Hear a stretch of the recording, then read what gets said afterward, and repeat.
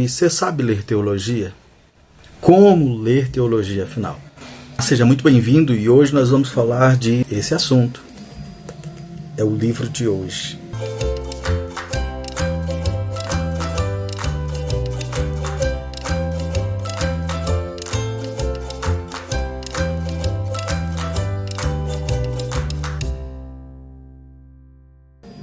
Ok.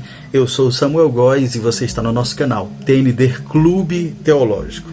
TND significa Teologia Nossa de Cada Dia. Basicamente, o nosso objetivo é compartilhar a literatura que possa agregar a sua vida espiritual e a sua vida intelectual. Basicamente é isso. Quero pedir duas coisas a você. Primeiro, aqui na descrição tem a maneira pela qual você pode apoiar o nosso canal sendo um patrocinador. Tendo em vista que nós temos um canal, não é grande, mas nós precisamos contribuir com mais conteúdo para a propagação da palavra de Deus. Então, aqui na descrição eu vou deixar a maneira pela qual você pode fazer isso. Segunda coisa, deixe o seu triplo C. O que seria isso? Comente, curta e compartilhe com amigos, parentes, vizinhos. Deixa uma dica aqui sobre algum livro, algum tema. Eu espero do fundo do meu coração que esses vídeos contribuam para o seu crescimento espiritual. Sem mais delongas, vamos ao que interessa, ok? Então, esse livro aqui é um livraço. Karen Spiker, acho que é isso, Stetina, Como Ler Teologia. Aprenda a abordar textos teológicos com confiança e intencionalidade. Bem, eu sei que já tem vídeos por aí e a primeira coisa que eu quero falar para você aqui é uma coisa. Gente, eu não estou tentando esgotar aqui o assunto do livro. Esses 10 minutos ou 15 não são suficientes, ainda que eu fosse de uma envergadura teológica como tantos grandes teólogos no Brasil. Um livro como esse é fruto, pelo que eu vi aqui, essa mulher de Deus, ela é PhD, ela é professora de teologia, ela tem especialização em várias áreas do tipo teologia reformada, João Calvino, Martinho Lutero, Jonathan Edwards. Ela passou 20 anos lecionando história da teologia. Enfim, um livro como esse é fruto de toda uma história de vida. Então, isso é interessante até para a gente não criticar de maneira leviana, de maneira estúpida, como eu vejo. Aqui na internet a gente lida com muitas coisas, então a gente percebe que existem pessoas que põem o seu bedelho em tudo, em todos os assuntos, em todos os livros, dizem que os livros são datados, sendo que eles não produziram nada. E afinal de contas, para dizer que um livro está ultrapassado, precisa produzir alguma coisa? Não, precisa ter pelo menos um simancol para olhar para si e ver que você não produziu nada, e uma pessoa que produziu muito pegou a visão? Basicamente é isso. Enfim, até para criticar a gente precisa ter esse simancol, por assim dizer. Mas enfim, eu não vou esgotar todo o assunto, não vou expor todos os capítulos. Eu também não vou ficar abrindo aqui e mostrando como muitos eu acho extremamente chato esses vídeos. O que eu quero aqui é compartilhar e resumir basicamente 3 pontos importantes do primeiro capítulo que eu acho que é fundamental. Se você quer aprender a lidar com o texto, lidar com o contexto, lidar com o arcabouço teológico, você saber quais foram as fontes que o autor se utilizou, se são primárias, se são secundárias, se são secular ou religiosas, enfim, basicamente esses detalhes que aqui ela ensina, você precisa desse livro, você precisa aprender, a gente precisa aprender a ler com ferramentas corretas, fazendo perguntas corretas ao texto e interagir com ele. Basicamente é isso, mas enfim, vamos a essa divisão. Primeira coisa que eu preciso falar a você é que por muito tempo os nossos pastores lá atrás, eles foram contra a teologia. Mas por quê? Eu quero resumir aqui em um único ponto. Bem, Quando eu ainda era jovem, eu percebia que alguns pastores diziam que teologia é coisa do Satanás e que desviava a crente e que esfriava a crente. Não é isso. Gente, teologia afasta o fogo estranho ou a falsa espiritualidade. Uma das coisas que é fundamental de se dizer é que é provável que muitos pastores lá atrás, há uns 30 anos, 40 anos atrás, né? Me acusei aqui, né? 42, 4.2. Mas enfim, que lá atrás, algumas pessoas, eles olhavam para a teologia, para os seminários, e eles viam que alguns membros que se arriscavam em fazer seminários, quando voltavam, não todos, mas alguns, eles não sabiam como transformar todo aquele conhecimento adquirido em serviço. E isso é o que eu acho que pesou muito. Então, basicamente, uma das razões pelas quais muitos pastores lá atrás rejeitaram a possibilidade de uma vida acadêmica, de um aprofundamento na parte teológica, se deu por isso. E vamos ao que interessa. Bem, nesse primeiro capítulo é fundamental, é fácil, é uma linguagem simples. Essa mulher é espiritual. Aqui você vai ver um ponto em que ela diz que o teólogo ele precisa mergulhar na escritura e em oração. Isso é fundamental. Mas eu marquei aqui pelo menos 3 pontos. Primeira coisa que a gente precisa entender no primeiro capítulo é qual seria a tarefa do teólogo. Afinal de contas, qual é a tarefa do teólogo? Eu enumerei aqui 3 subpontos. E o primeiro deles é que precisamos admitir que somos todos teólogos. O autor ou a autora, ela já parte do ponto de que somos todos teólogos. De alguma forma, meditar, pensar sobre a vida, perguntar sobre as questões essenciais da vida, ou seja, por que eu estou aqui, o que acontece após a morte, de onde eu vim, qual é o significado da minha existência, tudo isso reflete, aponta para Deus. E sem perceber, a pessoa está fazendo teologia, está meditando, ela está filosofando, porque a filosofia, ela também nós a utilizamos, né? Mas é fundamental entender que qualquer reflexão desse gênero reflete em Deus. E falar sobre Deus ou refletir, mesmo que indiretamente nós estamos fazendo teologia. A grande questão aqui, e aí a gente pula para o segundo subponto, é se somos bons teólogos ou não. E é essa questão que vai pesar muito.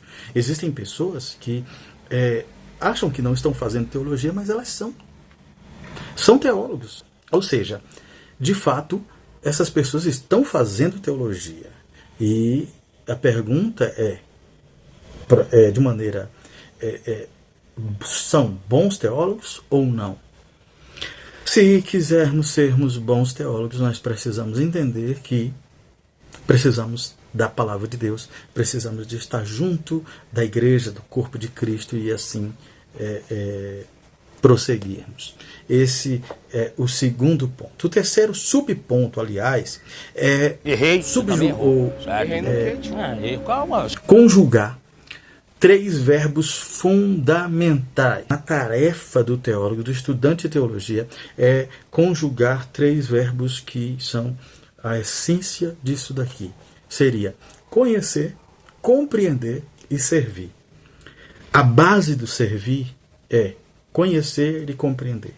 Uma vez que você conhece, você compreende, você está por dentro do assunto, você deve refletir no seu serviço. Basicamente é isso. E aí, em uma outra palavra, a gente usa termos teológicos para dizer que nossa ortodoxia ela precisa gerar doxologia. Em outras palavras, o nosso sistema de crenças, o nosso sistema doutrinário conservador, ele precisa dar fruto, fruto de adoração, de louvor. E esse fruto de louvor e de adoração também precisa gerar o que nós chamamos de ortopraxia. Ou seja, na prática, a gente precisa conhecer, a gente precisamos ser conservadores no que diz respeito à doutrina, no que diz respeito à história da igreja, o tesouro da igreja ao longo desses 20 séculos. Mas nós também precisamos gerar louvor, adoração. Isso deve refletir em uma vida de adoração. E, consequentemente, isso deve ser na prática. Essas três coisas, aliás, eles precisam andar juntos. Ortodoxia, doxologia e ortopraxia. Na realidade, seria o inverso, né? Esse terceiro no segundo. Ortodoxia, ortopraxia e doxologia. Ou seja, preciso de boa doutrina, eu preciso de uma boa... praticar essa boa doutrina e, através disso, gerar louvor. Basicamente é isso. Segundo ponto desse livro fundamental e extremamente importante é que a tarefa do teólogo é também ir à Bíblia como a fonte primordial da sua construção teológica. Nós precisamos admitir que se quisermos fazer teologia, nós precisamos ter a palavra de Deus como fonte de verdade. Basicamente é isso. Uma vez que partimos de qualquer outro ponto do nosso achismo, da tradição, da denominação, nós podemos causar danos à igreja. Escute isso e grave isso no seu coração. E em terceiro lugar, nós temos aqui o chamado bíblico ao discernimento. O que seria o discernimento? Bem, gente, eu anotei aqui, e basicamente essa palavra tem origem no latim, discernire, que significa separar, dividir. Ou seja, eu preciso separar, eu preciso olhar para uma coisa e saber dimensionar, dividir, analisar. E assim ter a capacidade de escolher o que é certo através de critérios ou juízo que possam fazer com que, através de um raciocínio, eu consiga distinguir certo e o errado. Bem, toda essa reflexão que eu tentei transmitir aqui para você, nós conseguimos através desse livro. Uma leitura agradável, uma leitura fundamental para quem está começando a teologia e para quem está em longas caminhadas. Mas eu quero ler uma parte, eu quero ler somente uma citação que me chamou muita atenção. Aliás, duas. A primeira delas é sobre a frase de Karl Barth. Ele diz o seguinte: na Igreja de Jesus Cristo não pode, nem deve haver não teólogos. Basicamente, na igreja, somos todos teólogos. Nós já partimos do ponto de que estamos na igreja, somos cristãos, somos teólogos. Isso é fato, ok? Segunda frase que eu queria compartilhar com você, segunda citação, é de Timothy Keller. E essa daqui é primorosa. Ele diz o seguinte: quando você ouve e lê um pensador, torna-se um clone dele. Se realmente gastar muito tempo ouvindo e lendo dois pensadores, você fica confuso. Se de fato decidir dedicar bastante tempo lendo e ouvindo cerca de 10 pensadores, você começará a desenvolver uma voz própria. Depois de ler e ouvir 200 a 300 pensadores, você se torna sábio e desenvolve sua voz. Basicamente, uma das tarefas da teologia é essa, e eu resumi 3. Primeiro, qual é a tarefa do estudante de teologia?